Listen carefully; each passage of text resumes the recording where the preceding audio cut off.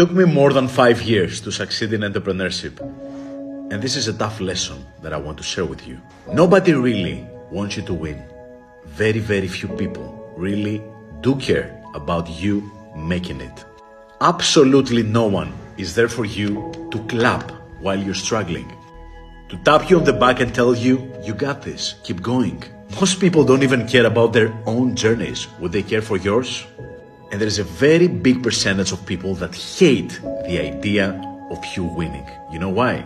You're gonna remind them that they haven't. That's like you telling them that you're not enough without even telling them. So if you want to succeed in this journey, don't expect anything from anyone. You need to be able to encourage and motivate yourself when nobody gives a single fuck. And if you're able to find people in this journey that care about that and clap for you and encourage you, this is rarity. Keep them close. And no matter what, this tribe, the Simply Hustlers tribe, is all about that. Helping each other win, clapping for each other, lifting everybody up because we're on the same mission. Winning against the odds, becoming self-made, impacting and inspiring as many people as possible. We got this.